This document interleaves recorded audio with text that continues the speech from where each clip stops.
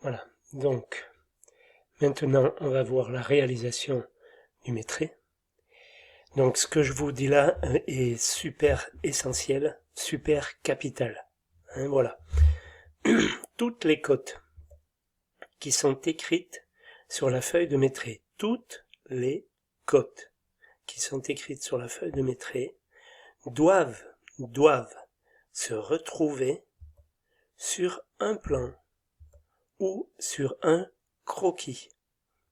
Voilà, c'est vachement important, j'insiste lourdement. Toutes les cotes qui sont écrites sur la feuille de métré doivent se retrouver sur un plan ou un croquis. Voilà. Un avant-métré qui n'a pas de plan ou qui n'a pas de croquis, ce n'est pas un avant-métré. C'est vachement important d'intégrer ça et de bien comprendre ça. Un avant-métré, ce ne sont pas que des feuilles de métré. Les feuilles de métré, c'est un calcul, mais si vous n'avez que ça, si vous ne mettez que ça dans votre classeur, vous n'avez pas fait un avant-métré. Un avant-métré, c'est des feuilles de calcul et des croquis ou des plans. Vachement important. Voilà. Donc, ça, c'est ce qui accompagne un avant-métré.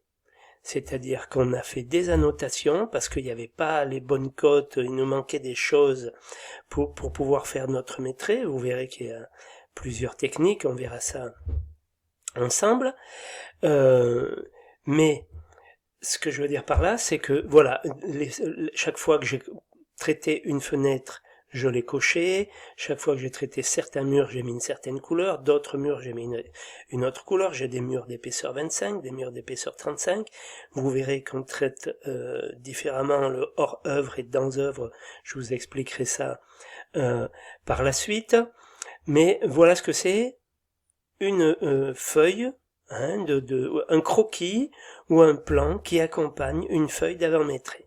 Voilà, ça c'est vachement important de capter ça. Voilà, ça c'est un croquis qui est repéré, il a le numéro 2, hein, c'est le croquis numéro 2, qui représente des sous-bassements. C'est le croquis des sous-bassements. J'ai des murs de 20 cm d'épaisseur, des murs de 15 cm d'épaisseur. Là, j'ai 2,71 m, là 2,71 m, enfin j'ai coté des choses. Là, j'ai 20 cm de mur, voilà. Là, j'ai fait un croquis. J'ai en plus repéré le mur de sous-bassement, c'est ce mur-là, voilà. Et avec ça et avec ça, déjà mon métré il est fait à moitié, il me reste plus qu'à reporter ça sur la feuille de métré et indiquer les quantités sur la feuille de métré. La feuille de métré plus ça donne un avant-métré. L'un sans l'autre, ce n'est pas un avant-métré. J'insiste lourdement là-dessus. Hein, voilà. Alors après, lorsque j'ai un petit bout de croquis à faire, là j'avais un petit truc à faire par rapport à un volume, à une fondation. Bon, mais j'ai fait ce petit croquis ici. Ça peut marcher par exemple pour une pointe de pignon, pour un mur pignon, on verra.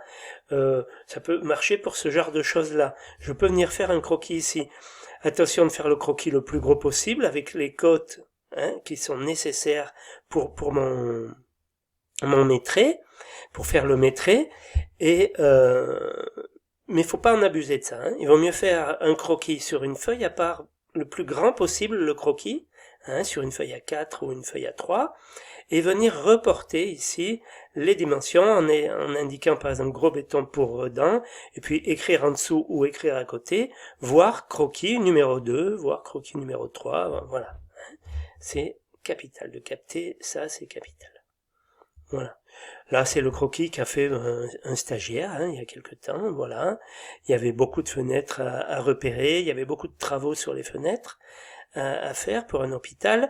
Donc, voilà comment il s'y était pris pour s'y retrouver. Voilà. Dans le métier de maîtreur, de technicien d'études de prix, technicien supérieur d'études de prix, économiste de la construction, on utilise des abréviations parce que écrire les mots tout entiers, on en a marre au bout d'un moment, c'est bien d'être un petit peu feignant, on trouve des astuces pour gagner du temps et gagner en clarté. Il faut toujours penser à être clair. Voilà. Donc HO hors œuvre, ce sont les dimensions d'un métré, les dimensions d'un ouvrage, pardon, d'extérieur à extérieur. Voilà. Les codes dans œuvre, ce sont les codes intérieurs, à l'intérieur d'un mur, de l'intérieur du mur à l'intérieur opposé du mur. Voilà. Bon, je vous montrerai un HODO, vous affolez pas, on aura une explication là-dessus. Hein, voilà. REP pour reprendre, ou REPR, c'est pareil, reprendre, ou report. Voilà. PM pour mémoire. Alors pour mémoire, ça veut dire que je sais qu'il faut le faire, c'est recommandé de le faire ou c'est imposé de le faire. Mais dans notre cas, je sais pas si on le fera. Alors, je sais pas, je pensais par exemple à faire, c'est compliqué à expliquer comme ça, mais un trou, par exemple, un certain ouvrage sur un terrain pour venir positionner un poteau, mais il n'est pas sûr que ce poteau y soit parce qu'on va peut-être le remplacer par autre chose.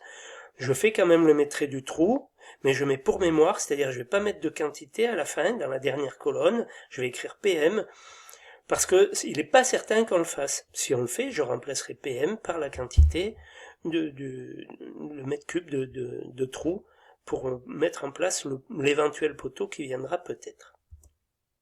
CI pour compris, hein, compris armature, compris coffrage, compris ce qu'on veut, hein, CIS. BA pour béton armé, ça vous le verrez beaucoup, hein, poutre en BA, poteau BA, plancher BA, enfin tout peut être en béton armé. DEV longueur développée, bon ça se voit. H pour la hauteur, EP pour l'épaisseur, EP pour l'épaisseur, ça on le voit souvent, très souvent dans chaque métré. Grand L pour la longueur, petit L pour la largeur, grand R pour le rayon, Phi pour le diamètre, RDT pour longueur réduite. La longueur réduite, je vous expliquerai par la suite ce que c'est. Voilà déjà ce que j'avais à vous dire par rapport au métré.